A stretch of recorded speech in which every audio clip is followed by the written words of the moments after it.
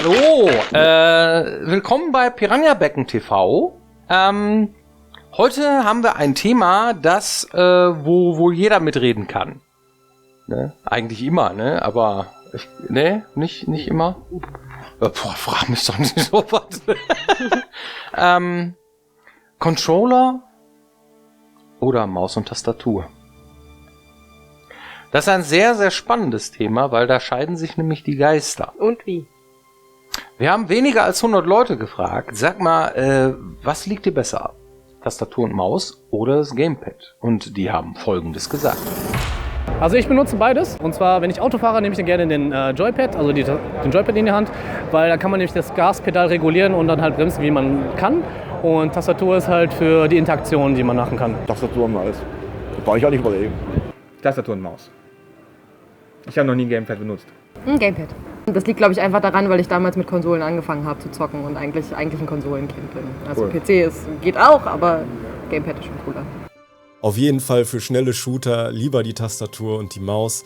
Generell bei Shootern finde ich Controller immer so ein bisschen schwierig, da kommt es immer drauf an. Ansonsten bevorzuge ich tatsächlich den Controller, weil er einfach bequem ist und es ist einfach sehr komfortabel. Kommt aufs Spiel an. Also früher 100% Tastatur und Maus. Mittlerweile gibt es ein paar Spiele, die ich auch tatsächlich ganz gerne mit Controller spiele. Shooter aber zum Beispiel überhaupt nicht, kann ich kein Stück mit Controller. Tastatur und Maus, Gamepad, keine Ahnung, habe ich Angst vor. Maus und Tastatur eindeutig. Das kommt sogar drauf an. Bei Dingen wie Assassin's Creed finde ich ein Gamepad angenehmer. Bei Piranha Bytes Spielen finde ich Maus und Tastatur besser. Definitiv Tastatur und Maus. Ich habe in meinem Leben noch nie wirklich ein Gamepad in der Hand gehabt. Beides. Ich bin mit beiden aufgewachsen. Also erst mit Konsole, dann mit PC. Ich kann mit beiden ganz gut umgehen. Ja. Ist auch so ein Wandel, geht's dir auch so? Ich habe früher jetzt auch, ich muss jetzt wieder von euren Spielen reden, so Gothic, habe ich halt alles mit Tastatur gespielt. War ja noch diese alte Tastatursteuerung, weißt du ja, ne? Und mittlerweile aber so ein Elex habe ich komplett mit Gamepad gespielt, weil es einfach so, es fühlt sich natürlicher an, es fühlt sich besser an. Es gibt noch so eine Grenze, ich sag mal so Strategiespiele, spiele ich immer noch mit Maustastatur. Manche Shooter, wenn die zu schnell sind, beispielsweise auch noch mit Maus und Tastatur, aber alles generell mit Gamepad. Ist auch viel gemütlicher, du kannst dich zurücklehnen, kannst dich entspannen. Und so bist du da wie so in dieser Clown-Form, so Buckel, so die Finger so auf den Geräten. Das ist halt nicht so entspannend, finde ich. Finde ich besonders interessant, dass sehr viele Leute auf Maus und Tastatur schwören, obwohl die Verkäufe von Konsolen absolut im Vormarsch sind. Ne? Ja, das ist PC Master Race ist das. Ne? Weil der PC ist ja technisch gesehen immer der Konsole immer vorweg, sozusagen, ne? Weil du kannst ja neu immer und so, ne? Und Konsole ist halt, da hast du, und da musst du die nächsten 8 Jahre mit klarkommen. Ne? Und es wird, oder 4 Jahre oder was auch immer. Es wird mittlerweile zudem auch erwartet, dass wenn du heutzutage ein PC-Spiel rausbringst, dass es zumindest irgendeine Art von Controller bedient. Ne? Das heißt, dass du auch auf dein PC-Spiel quasi mit mindestens einem Controller spielen kannst. Ja. Also es ist halt gemütlich, ne? Du setzt dich in deinen Sessel oder auf deine Couch, ja, und dann hast du das Ding im Schoß oder, ne, also das ist ja so der Klassiker. Ja. Das war der Grund, warum sehr viele Menschen in ihrem Wohnzimmer, in ihrem eigentlichen Wohnzimmer auch zocken, auf dem großen Bildschirm. Und das kann man auch mit PC machen. Aber der PC, der steht dann so blöd in der Gegend rum. Man kann den auch in den Schrank integrieren, aber wer macht das? Mittlerweile gibt es ja so Features, ne, wo du tatsächlich auch deine Steam-Spiele irgendwie auf den großen Bildschirm und so weiter an dem PC und dann kannst du mit Fernbedienung auch, aber dann machst du auch mit dem Controller. Also der Controller, der ist immer irgendwie das Komfortding dabei. Ne? Also das ist so, ja, man gewöhnt sich das an. Das Ding hat weniger Tasten eigentlich als so eine Tastatur. Eine Tastatur kann sehr viel mehr. Aber es hat auch dieses Gas geben und weniger diese analogen Sticks halt. Ne? Das digitale Tastaturding ist dann schon ein bisschen schwieriger dann auch irgendwie zu bedienen. Das Einzige, was du hast, ist halt die Maus und das Mausrad. Aber was Analoges gibt's beim Controller mittlerweile, die beiden Sticks und so weiter und auch hier die die Trigger rechts und links, ne, dass du tatsächlich auch irgendwie Gas geben kannst, ohne nur ein bisschen drücken kannst und solche Dinge. Das ist dann schon eine coole Sache. Das ist schon ein Feature, was man dann auch wirklich nutzt. Ne? Ja, das ist manchen wahrscheinlich auch gar nicht klar, dass das ein anderes Spielerlebnis ist, wenn ich zum Beispiel so ein bisschen laufen kann, schneller laufen und der reagiert tatsächlich, je nachdem wie stark, irgendwie, wenn ich jetzt ein Gruppentoriker bin irgendwie, dann hakelt er sich eins zurecht und wenn ich das so schön smooth irgendwie spiele, dann dann macht er das, was ich mache, in genau dieser Stärke, sag ich jetzt mal, ne? Und auf Maus und Tastatur läuft er oder läuft nicht, ne? Mhm. Ziemlich digital. Auf der anderen Seite habe ich natürlich auf der Tastatur auch sehr viel mehr Tasten, die mir eine Möglichkeit geben, irgendwas irgendwie zu belegen. Ja. Wenn das Spiel mir erlaubt, die umzubelegen zum Beispiel. Und gerade wir als Entwickler, wir werden wahnsinnig, ja, wenn wir Sachen, die wir uns ausdenken, irgendwie auf der Tastatur kein Problem, da kriegst du eine eigene Taste, da, fertig. Na? Und dann muss das nur noch irgendwie nicht so weit weg von dem, was man von dem eigentlichen WASD, was man da benutzt und so weiter. Mhm. Aber dann muss man das auch noch auf die Konsole, also auf das Gamepad irgendwie. Da fehlt uns immer irgendwie eine Taste. Mindestens eine Taste. Da fehlt uns immer eine Taste. Das stimmt. Ja. Ich muss ja sagen, von Hause aus war ich eigentlich immer Pfeiltastenspieler. Ich habe bei jedem Spiel, was ich gespielt habe, mir alles immer auf die Pfeiltasten gelegt. und alles drumherum. Und alles drumherum, genau. Ja. Ne? Und irgendwann, sag mal, warum spielst du eigentlich mit Pfeiltasten? Geht's noch? Guck mal am Tacho irgendwie, wir haben hier 2000. Dann habe ich mir angewöhnt, tatsächlich mit WASD zu spielen. Aber das hat lange gedauert, ne? Weil der Mensch ist auch ein Gewöhnungstier. Wenn er sich einmal an so eine Sache gewöhnt hat, dann möchte der das auch so komfortabel haben, wie er es kennt. Und möchte auch, dass so ein Spiel das kann, dass er sich das so belegt. Und wenn das Spiel das dann nicht kann, aus welchen Gründen auch immer, und es gibt viele Gründe, warum ein Spiel das nicht können sollte, könnte, kann, warum auch immer, dann, dann ist das schwer, sich umzugewöhnen, tatsächlich. Ja. Was liegt dir denn besser? Tastatur und Maus oder das Gamepad? Das kann ich eigentlich gar nicht so sagen, denn ich spiele tatsächlich beides sehr regelmäßig. Ja. Auf der Arbeit habe ich grundsätzlich nur mit Tastatur und Maus. Ja. Ganz selten, vielleicht irgendwie einmal im Jahr, dass ich irgendwie den Controller ausprobiere, weil ich gucken will, wie irgendwas funktioniert. Ja. Aber ich arbeite sonst nur mit Maus und Tastatur. Und zu Hause ist es 50-50. Also viele Spiele spiele ich mit Maus und Tastatur und manchmal, wenn ich gerne mich einfach in die Couch lehnen will, dann spiele ich zum Beispiel PlayStation oder Xbox. Bei mir ist es tatsächlich 50-50 hier in der Firma, weil ich ja auch Sachen mache wie B-Rolls oder so, ne? Und B-Rolls kannst du einfach besser erstellen. Also das sind Videos aus dem Spiel, ja, wenn du den Controller benutzt. Ja, weil die Maus ist hakelig. Die macht keine schönen, weichen Kamerafahrten zum Beispiel. Ja? Und du kannst auch nicht so richtig schön irgendwie, ohne einen Zuppler drin zu haben, irgendwie, das Püppchen, also den Typen, ja, in der Gegend rumsteuern. So. Ja, dass der mal erst geht und dann läuft und dann irgendwie so. Da hast du einfach mehr Kontrolle mit dem Controller, als mit der Tastatur.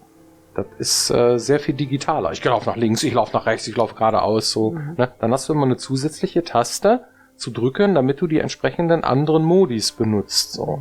Und weil wir ja keine weichen Übergänge haben, weil wir ja eine direkte Steuerung möchten eigentlich, ich drück drauf und dann soll der Typ ja auch das tun, was er tun soll, ja, ist das dann schon ein bisschen schwierig mit Tastatur und Maus. Keine Frage. Es gibt ja auch so eine Diskussion darüber irgendwie, dass wenn zum Beispiel Konsolenspieler und PC-Spieler zusammenspielen, dass je nach Spiel, nicht nur wegen den Hackern, sondern auch im Allgemeinen, manchmal wegen der Steuerung, ziemlich schwierig ist, weil Maus- und Tastaturspieler häufig einen Vorteil haben, gerade in Shootern. Ja? Denn mit der Maus kann man wesentlich präziser und schneller treffen. Ich hatte dieses Phänomen tatsächlich, als wir uns entschieden haben, Dead Space 1 auf der PlayStation zu spielen. Und da habe ich die Wut gekriegt. Mein Gott, ich habe die Wut gekriegt, weil diese blöden Meteoriten, ne, du musstest irgendwie... Da gibt's eine Stelle im Spiel, die ist sehr arkademäßig, da kommen Meteoriten auf dein Schiff, auf dem du bist, ja, und du musst dann die Kanone irgendwie ausrichten und dann auf die Dinger schießen, so, du hast dann irgendwie so ein Fadenkreuz und so, mit der Maus, kein Problem, aber mit dem Controller ist das schon echt ein Krampf. Das war mir gar nicht so bewusst irgendwie. Ja. Ich habe da stundenlang gebraucht und habe da echt Frust geschoben irgendwie, weil das mit dem Controller so schwierig war. Und ich dachte, mein Gott, da haben sie aber ein Nadelöhr eingebaut irgendwie. Und dann habe ich alle vorgewarnt, die Stelle ist aber schwer irgendwie und bla bla bla. Und habe mir da einen irgendwie, und dann habe ich da einem zugeguckt irgendwie, der das gezockt hat, Maus und Tastatur, und er blam, Szene vorbei. Und ich sag, what? Ja. Echt jetzt? Ne, Ja. der hat ein paar Mal mit seiner Maus drauf geklickt und war durch. Ja. So unterschiedlich kann das sein. Ja. Bei Red Dead Redemption 1, ja, hatten die ein Aiming-Hilfe. Du konntest irgendeine zusätzliche Taste drücken, ich glaube irgendwas L1, L2, irgendwas, ja, womit du dieses Aiming halt, dann hat sich der John Marston, also der Held, ja, mit seiner Knarre darauf hin und dann konntest du schießen direkt. Das ist natürlich eine Riesenhilfe. Ja, ne, also ohne dem hätte ich das Spiel auf der Konsole nicht spielen können. Mhm. Auf der anderen Seite spiele ich unheimlich gerne Shooter auf der Konsole, ja, mit dem Gamepad, weil ja, sie behauptet, ich hätte 3 Monate gebraucht, ne, bis ich den ersten Shooter, ich weiß nicht, ich meine, ich hätte länger gebraucht. Aber es ist halt irgendwann Shooter zu spielen, ist schon schwieriger mit einem Gamepad. Ne? Alles andere, gibt es auch bestimmt Ausnahmen, ist wahrscheinlich irgendwie cooler mit dem Controller zu spielen. So, ne? Aber Shooter, ganz klar, Vorteil für die Leute, die Tastatur und Maus benutzen. Ja, da kommt die Geschmackssache. Dann kommt noch die Geschmackssache, was man gewohnt ist, wenn man zockt und immer vom Rechner sitzt. Ja, warum soll ich mir dann einen Controller nehmen, wenn ich die Maus und Tastatur gewohnt bin? Dann wird er auch nie einen Controller nehmen. Das ist ja auch manche Leute Majestätsbeleidigung. Ja, irgendwie schon, ne? Verstehe ich auch, ja. Aber wenn man jetzt sich eine Konsole kauft, über eine Konsole kann man auch keine Tastatur anschließen. Das ist schwierig. Ne? Früher, was war zuerst da? Das Huhn oder das Ei? Ne? Was war denn zuerst da? Ja, zuerst war der Controller da. Joystick oder irgendwelche Gamepads oder hast du nicht gesehen? So Tastatur und Maus gab es erst später. Das heißt also, was genau hat man am Anfang benutzt? Meistens den Controller. Ne? Und deswegen auch, oder dieses Gamepad oder was auch immer. Ja, die ganzen Nintendo-Spieler, ne? Genau, und die waren alle digital, früher noch, so zu der Zeit, als wir Gothic 1 produziert haben, also gemacht haben. Da gab's noch diese digitalen Pads, die man irgendwie noch mit irgendeinem Treiber-Gedöns dann irgendwie noch dazu packen konnte. Und deswegen ist auch die Steuerung so gemacht, ja, dass man immer Control drücken muss, um irgendeine Aktion mit der Pfeiltaste oder so, weil man damit möglichst wenig Tasten benutzt. Ja. Und die Maussteuerung von Gothic damals, die kam erst später dazu. Die wurde erst hinzugepatcht oder erst in den letzten Phasen des Spiels hinzugefügt. Ja. Und darum ist es halt dieses Zwei-Tasten-Ding. Ne? Das heißt also, wenn man irgendwie Tastenarmut hat, da muss man einen Toggle einbauen. Ne? Da muss man irgendeine Taste zusätzlich drücken, damit ein anderes Menü sich aufmacht, damit man wieder die anderen Tasten verwenden kann. So kann man seine Buttons sozusagen dann verdoppeln, ne? An einigen Stellen und so weiter. Assassin's Creed macht das sehr häufig so. Ne? Und auch andere Spiele. Wir haben diese Untermenüführung eigentlich immer vermieden bisher, ne? Dass man also irgendwie so eine Shift-Taste oder sowas, ja, Toggle-Taste drückt, um ein anderes Menü irgendwie bedienen zu können. Also wir haben es immer sehr klein gehalten. Ne? Ja, entweder das wird kompliziert, gerade wenn es irgendwie in Systeme reingreift wie Kampf oder so. Ja. Oder es wird unübersichtlich, wenn es in Menüführung geht. Ne? Wir haben es immer vermieden bisher, dahin zu kommen. Vielleicht kommen wir da noch hin. Werden wir sehen, ne? Beim aktuellen Titel, den wir gerade machen. Wird eine Menge ausprobiert und getestet und gemacht und getan, bis man sich letztendlich tatsächlich für etwas entscheidet. Ja. Was war zuerst da, das Huhn oder das Ei? Wir entwickeln auf dem PC. Richtig. Ja? Heißt also, Maus und Tastatur ist sozusagen das native Ding. So. Trotzdem spielen unheimlich viele hier auch mit dem Gamepad. Ja, also Gamepad, nennt man Gamepad, ne? Ja, genau, mit dem Controller. Ich dachte gerade schon beides, ne? Also das heißt, wir entwickeln darauf parallel. Es gibt ja immer so eine These irgendwie, die sagt, sobald du irgendwie andeutest, dass du auch einen Controller bedienst, irgendwie, ja, darum ist jetzt Tastatur und Maus so schlecht geworden. Hat mein Producer gesagt. Der hat gesagt so, ja, aber das war damals irgendwann, weiß ich gar nicht mehr, zu Gothic-Zeiten oder so. Ja, ihr wollt auf jeden Fall auch parallel auch das Gamepad, also die den Controller machen. Also ja, na sicher. Ja, okay, dann könnt ihr euch jetzt schon mal überlegen, was ihr den Leuten sagt, ja, warum eure Tastatur- und Maussteuerung so scheiße ist. Weil es damals, heute ist das nicht mehr so, aber damals war das so, ne, sobald du ein Spiel irgendwie mit dem Controller spielen konntest, ja, waren alle PC-Leute skeptisch darüber, was die Steuerung mit Maus und Tastatur. Die haben immer sofort gedacht, irgendwie man vernachlässigt dann automatisch das andere. Na, und das ist Quatsch. Das ist Quatsch. Das darf man ja gar nicht. So, ja. Das heißt also, es muss beides funktionieren. Und ja, ist echt nicht so einfach. Ne? Beides muss gleichermaßen getestet und auch produziert werden. Das ist halt heute so. Früher hat man da vielleicht noch irgendwie anders drüber gedacht, aber was spielst du denn am liebsten?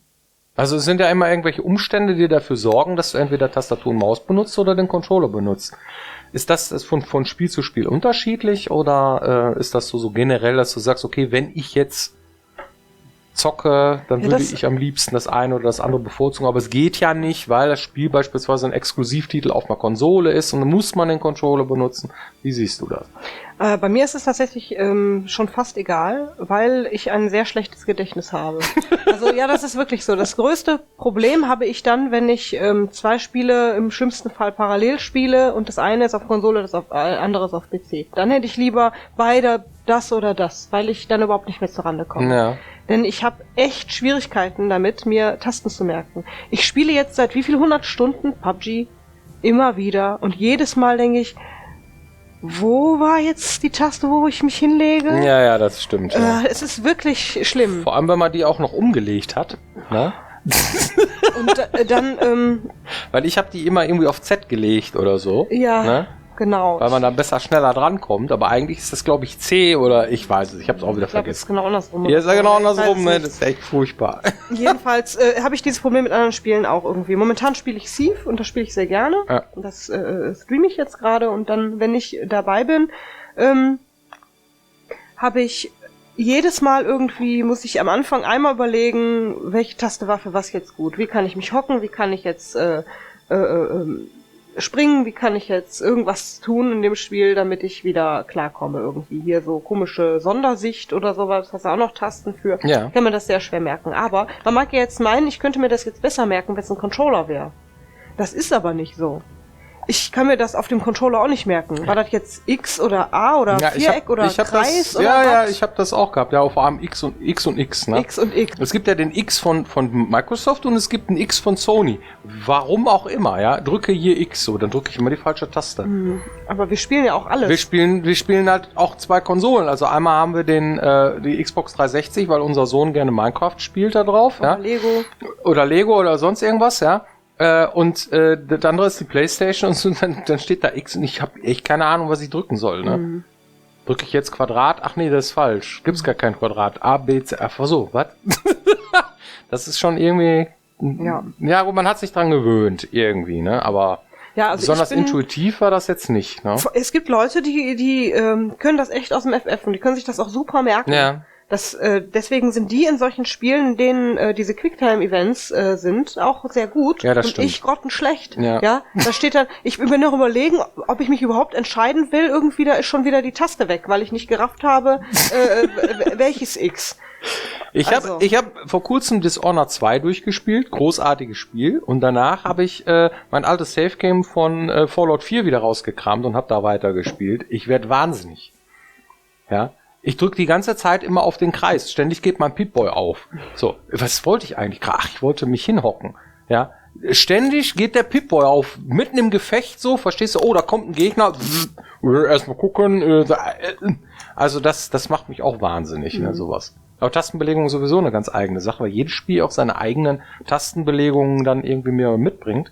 Was, manchmal kann man den Standard eben nicht bedienen. Ne? Das ist einfach so. Das sind halt irgendwelche Sondersachen, die du machst, die du anders machst als andere. Und du hast dann noch die Sachen von dem Spiel irgendwie. Dann hast du die Sachen und du hast ja immer so ein eigenes Ding. Und irgendwie kommt dann da immer eine Tastatursteuerung oder eine Tastenbelegung warum, die halt immer individuell ist. Da gibt's ja auch immer bei uns eine Diskussion, die bei uns halt auch eine Besonderheit ist. Wir haben nun mal einen Status, in dem der Spieler rumläuft und looten kann. und einmal wo ich dann meine Waffe gezogen habe und dann machen die Tasten in dem Moment dann tatsächlich was anderes. Ja. Und je nachdem, in welchem Modus ich mich befinde, haben die Tasten andere Funktionen. Und das muss man dem Spieler erstmal beibringen. Und andere Spiele haben das eben nicht. Und viele fragen sich dann, warum ist die Taste denn jetzt zum Beispiel dahin gewandert irgendwie? Und das ist dann zum Beispiel eine Antwort auf diese Frage. Ja, weil wir immer noch diese beiden Systeme anbieten wollen. Man könnte ja sagen, naja gut, nach 5 Sekunden steckt der Player von alleine die Waffe weg. Dann brauche ich diese Taste vielleicht nicht mehr. Ja, aber dann fehlen andere Tasten für Kampfbewegungen und es ist auch so, es hat natürlich dann einen Effekt wieder aufs Gameplay, ja. Ich sag zum Beispiel, zieh deine Waffe. Die Waffe wird gezogen irgendwie, da hinten ist das Monster. Das Monster hat mich aber noch gar nicht gesehen. Ich laufe mit der Waffe nach 5 Sekunden. Ich steck die Waffe weg, Monster greift mich an. Das ist eine blöde Situation, die will man nicht, ja. Da will man lieber dem Spieler mehr Kontrolle geben oder so und solche Beispiele gibt es. Gibt ja auch andere Spiele, die das so machen, ne? Ja. Nicht nur wir. Das ist also, richtig. ne, Modus Möglicherweise. Kampf und Modus Interaktion, Ja. sage ich jetzt mal. Na? Mhm. Und das ist halt doch schon irgendwie ein schwieriges Ding. Ne? Man möchte ja auch beides irgendwie anbieten. Und da, es gibt ja wirklich Leute, die haben echt Schwierigkeiten, überhaupt die Waffe zu ziehen. Ne? Mhm. Oder überhaupt die Waffe wegzustecken. Ich kann die Sachen nicht aufnehmen hier und so. Das ist eben ein bisschen ein anderer Modus, ein bisschen im Angriffsmodus. Das ist schwierig zu Wenn wir vermitteln. kein Tutorial haben, ist das bei Demos auf Messen immer ganz Ja, schwierig. das Da stimmt. laufen die Leute stundenlang durch die Gegend und haben die Waffe gezogen und wundern sich, dass es keine Items im Spiel gibt. Ne? Ja. Die sehen die natürlich nicht, die Waffe nicht wegstecken. Und dann denken die, es gibt nichts zu looten und da braucht man schon ein Tutorial, das den Leuten das beibringt. Genau. Eine Community-Frage. Also, die Frage ist, was halten wir davon, dass viele Spiele nicht mehr bis zum Ende durchgezockt werden? Und war das immer so?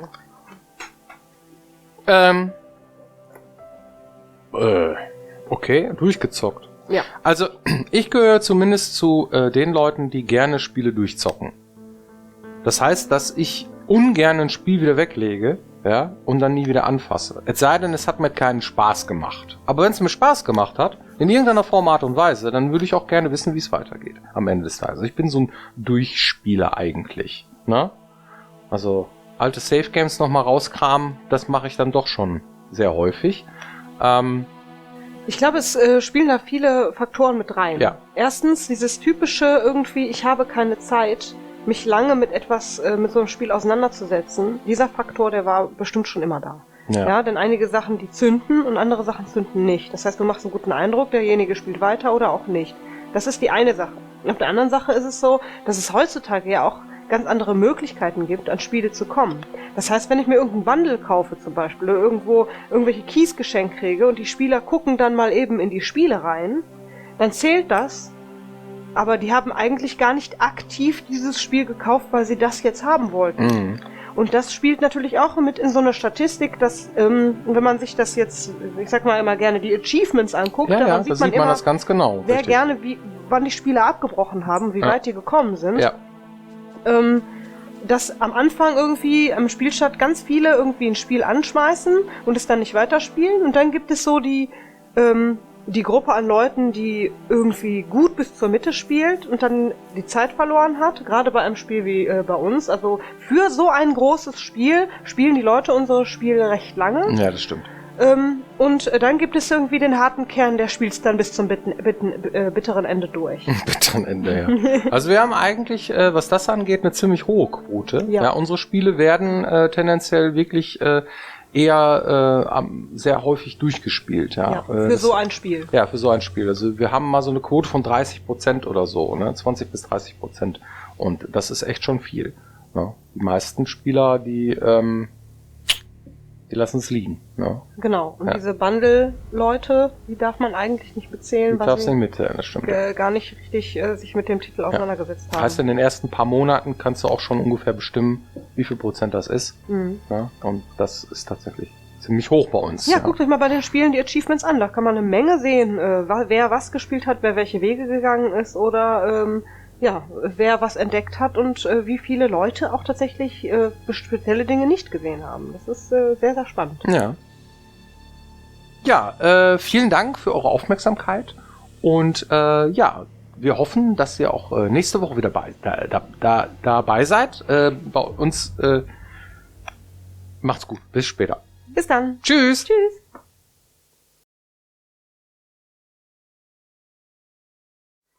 Mein Magen knurrt die ganze Zeit. Was? Mein Magen knurrt. Ich hab schon die ganze Zeit Schiss gehabt, dass irgendwie das Telefon klingelt. Pizzadienst, Jonas Wagner, kommen Sie mal nach unten, so. Ich habe das jedes Mal irgendwie. Ich habe das Handy immer hier in der Tasche. Ja. Obwohl es